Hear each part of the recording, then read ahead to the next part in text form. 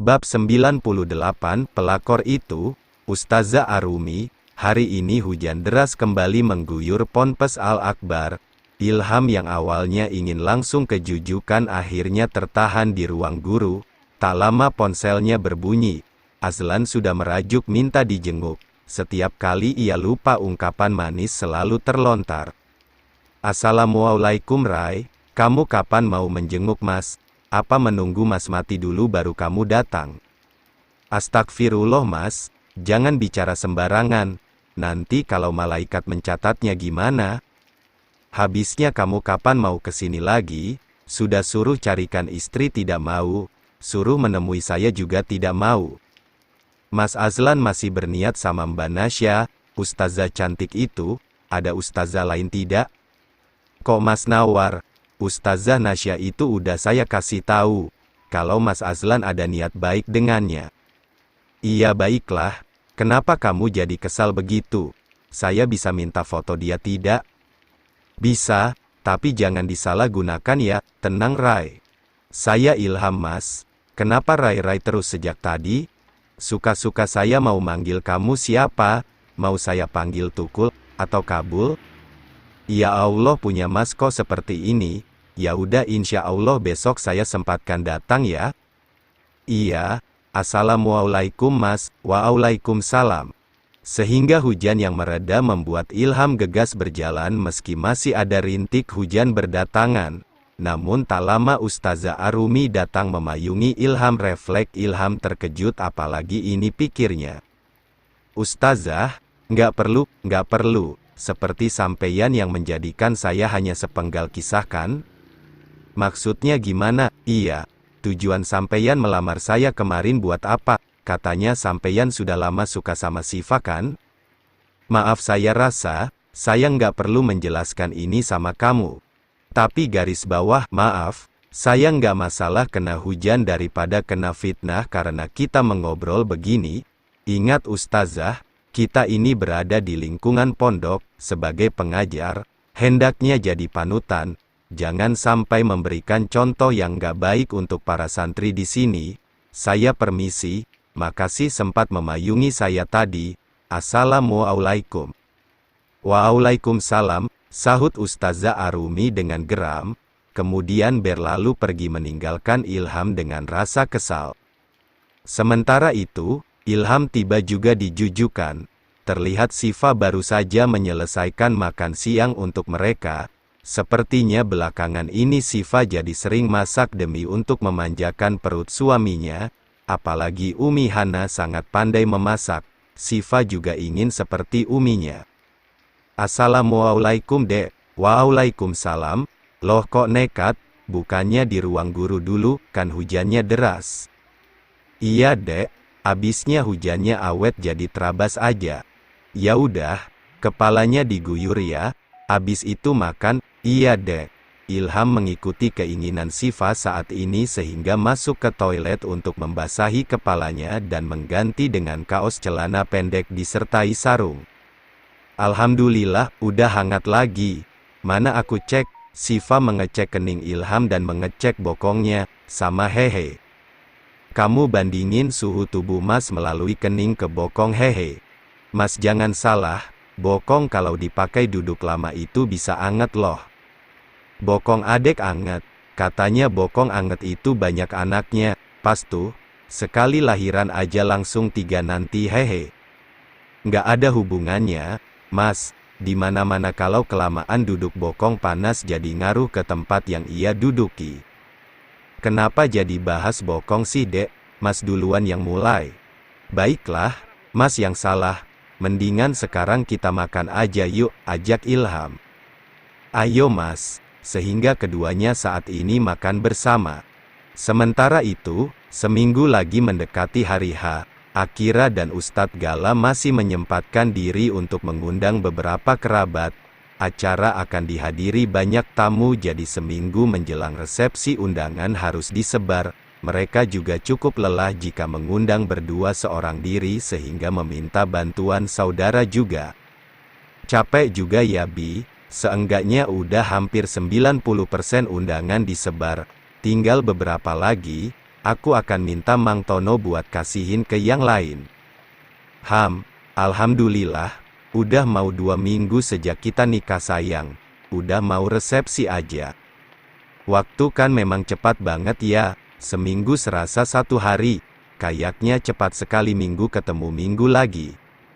Benar itu sayang, karena dunia ini sudah tua dan kita hidup di zaman akhir, di mana zaman akhir ini, ya akhir segalanya. Udahlah Bi, jangan cerita yang seram-seram, aku ngeri nih. Bi nggak ada maksud bikin ngeri, cuma biar kamu mengimani adanya zaman akhir di mana hanya Allah yang tahu, kapan semuanya akan musnah.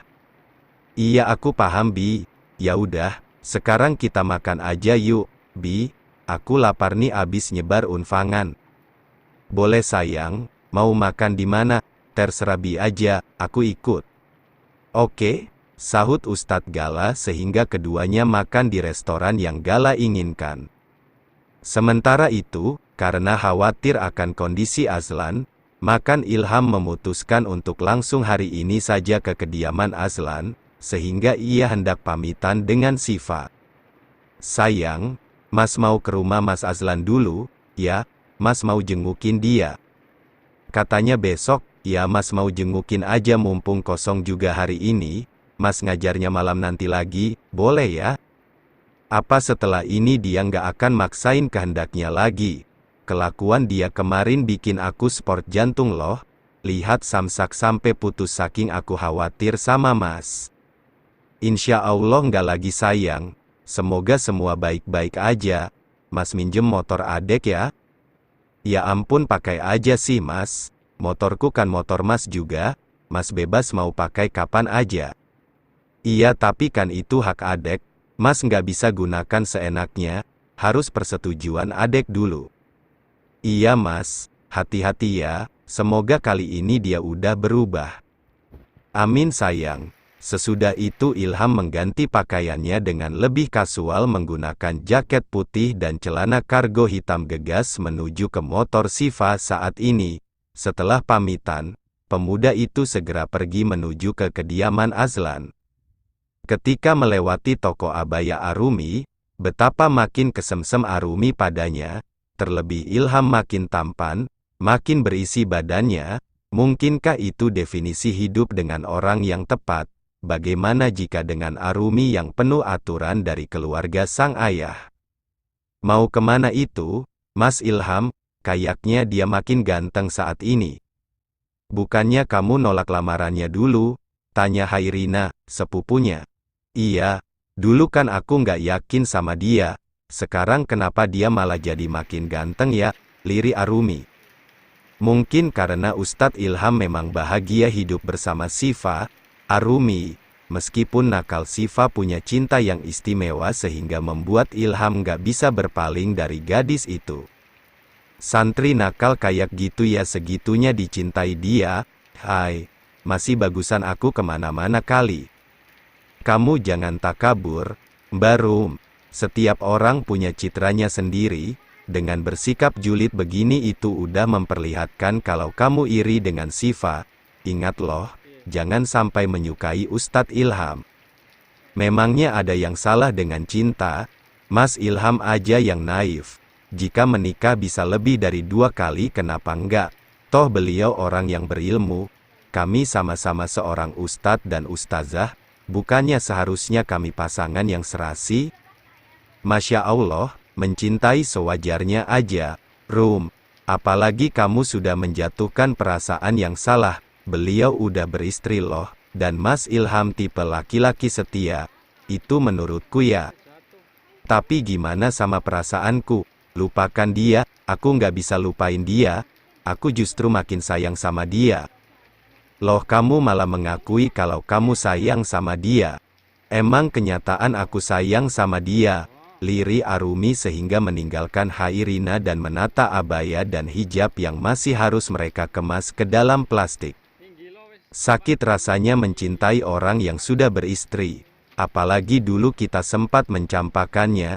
Namun bagaimanapun kedatangan Arumi memang salah satu tujuannya karena gadis itu merasa rindu, ada kerinduan yang terus menghantuinya, kerinduan yang hadir dari dasar hatinya. Sementara itu, Ilham sudah tiba di kediaman Azlan saat ini. Pemuda itu disambut oleh Ron dan dibawa langsung ke kamar Azlan. Emangnya beliau sakit apa? Tipes, kemarin dokter pribadi beliau ke sini. Apa sekarang sudah lebih baik? Saya kira hanya demam biasa. Beliau maunya bertemu Ustadz. Oh, tak lama Ilham tiba di kamar besar itu. Tampak Azlan tengah bersandar di ranjang sembari mengurus pekerjaannya. Sudah beberapa hari ini dia tak bekerja, sehingga tak lama Ron datang membawa Ilham membuat Azlan sumringah. Wajahnya masih pucat saat ini. Tuan Azlan, Ustadz sudah datang. Oh, syukurlah. Kemari Ustadz, temani saya, pinta Azlan dengan suara parau sehingga membuat Ilham merasa sedih. Mas pucat banget. Kenapa nggak ke rumah sakit saja? Bukannya alat di sana lebih lengkap? Zafran menarik kursi dan duduk di sisi ranjang.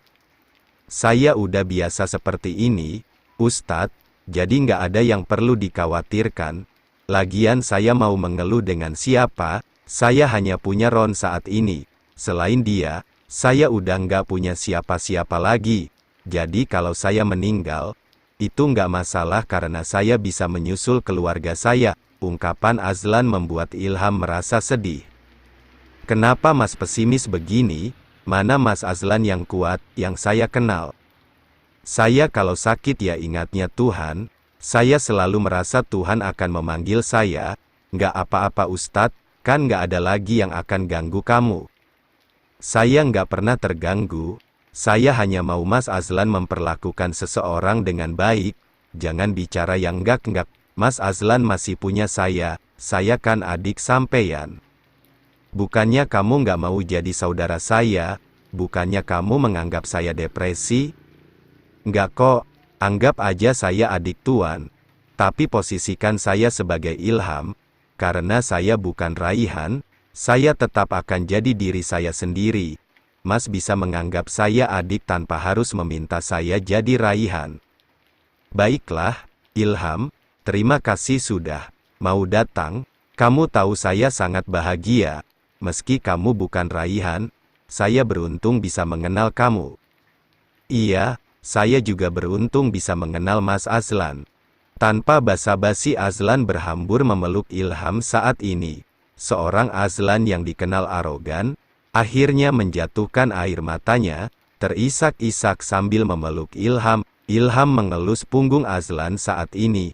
Suhu tubuhnya masih panas, sehingga Ilham merawat Azlan, menyuapi bubur untuknya. Ayo dimakan Mas, sebaiknya kamu pulang saja. Kasihan istri kamu, dia kan sedang hamil. Nanti kalau dia butuh apa-apa, tentu akan kerepotan. Sifa itu bukan gadis seperti itu, Mas Azlan. Dia istri nakal saya yang manja namun mandiri. Kalian memang cocok. Kapan keponakan saya lahir, nanti sering-sering ajak mereka main ke sini supaya saya nggak kesepian lagi. Sambil menunggu keponakan Mas Azlan lahir, bagaimana kalau Mas Azlan meminang Ustazah Nasya? Apa? Kenapa kamu bicara begitu? Apa dia mau dengan saya? Saya bukan seorang ustadz. Ustazah Nasya sudah saya beritahu. Dia mau kok. Tinggal menunggu niat baik Mas Azlan untuk datang melamarnya. Jangan bercanda kamu, saya ini, masa lalu saya suka main wanita, suka minum alkohol, meskipun saya sudah mulai menjauhi itu sejak kenal kamu. Karena Mas sudah mulai istiqomah, maka Allah juga akan memberikan jodoh yang baik. Jadi mau nggak? Kalau nggak mau ya nggak apa-apa. Ada fotonya nggak? Ada. Ini. Ilham memperlihatkan foto Ustazah Nasya. Adem sekali melihat calon bidadari surgaku. Nah itu udah mengatakannya. Kalau mau saya akan bantu melancarkan. Kamu ini seperti mak comblang saja. Saya memang suka menjodohkan orang Mas Azlan, sejak dulu. Alhamdulillah semua lancar. Semoga yang ini lancar. Jadi Mas Azlan ada yang menemani, ada yang menyayangi dan merawat. Sehingga Mas Azlan bisa lebih menghargai hidup. Saya mau, bantu saya meminangnya, dia sangat cantik. Alhamdulillah, karena dua-duanya sudah setuju. Sekarang Mas Azlan sehatkan diri dulu, nanti jika sudah mendingan, sampeyan bisa bertemu dulu, bertatap muka di ponpes, jika keduanya merasa cocok bisa dilanjutkan. Jika tidak ya, mungkin belum jodohnya. Saya mau kok, alhamdulillah.